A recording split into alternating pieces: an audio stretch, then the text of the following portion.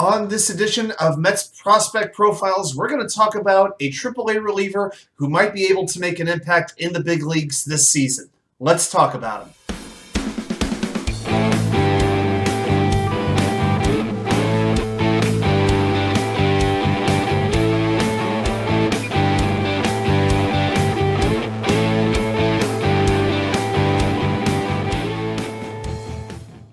And well, welcome back to New York Sports WickerMedia. I'm Wa2K99. Thank you as always for taking the time to watch these videos. If you enjoy what you're watching and you're brand new, please like and subscribe. I appreciate it very much. If you're returning, welcome back. Please like. So, we're in number 2 of our Mets prospect profiles. I'll be breaking down various Mets prospects all the way up until the start of the season.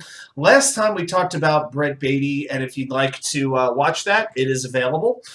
So this time we're going to talk about a prospect who does not get that much attention, but I do believe could potentially make an impact in the major leagues this season. It's a guy that we've talked about a little bit earlier this season, this past summer. His name is Eric Orze, and he is a right-handed relief pitcher. He is 25 years old from Elk Grove Village, Illinois. That's a town I actually know pretty well. I lived in the Chicago suburbs for 20 years, about a half hour, 40 minutes west of Elk Grove Village. Probably my fondest, if you like Sweet Baby Ray's barbecue sauce, by the way, that's where it comes from, is Elk Grove Village. And I remember one 4th of July, I saw a free Kenny Rogers concert over there. I think I was the only one between the ages of 20 and 40 there, but I love his music and I had a great time. That was in 2015. So, but back to Eric Orze. So he's 6'4", 195 pounds. He is a 2-time survivor of cancer. So he's a tough kid, and he's been through a lot, and he's overcome a lot of adversity. So mental toughness to me definitely counts for something, especially when you're a bullpen reliever. Now, the Mets drafted him in the 5th round of the 2020 Major League Baseball draft. His health caused him to have to be drafted a little bit later than what he was hoping for. So the Mets drafted him 2 years ago. Now, in 2021, after the 2020 season had been wiped out due to COVID, Orze reached AAA Syracuse. He finished with a 3.08 ERA, 67 strikeouts, and just 14 walks in 49 2/3 innings. And that's across Single-A, Double-A, and Triple-A. So he had a very good 2021 season, and a lot of those who really follow the Mets farm system were paying attention to him for 2022. Well, I can tell you this. I watched him pitch 2 games when Syracuse came down here to Norfolk, Virginia, and I made sure to watch him, and I got to tell you, he was the anchor of that bullpen.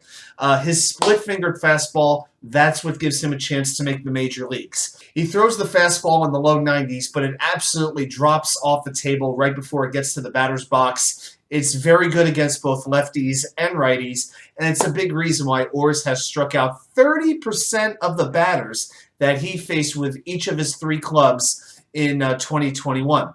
Now, his base fastball reaches 93 to 95 miles an hour, and he really uses that to set up the splitter.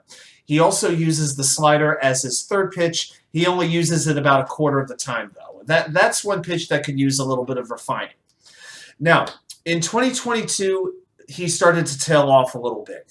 In 47 innings, he allowed 42 hits.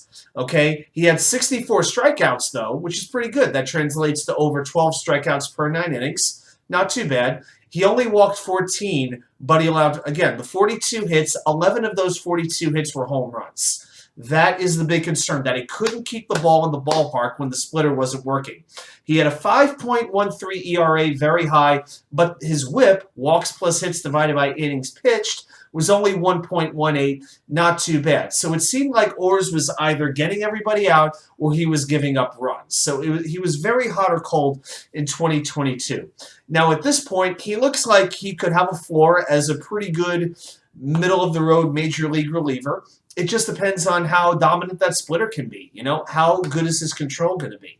As the splitter goes, he's going to go.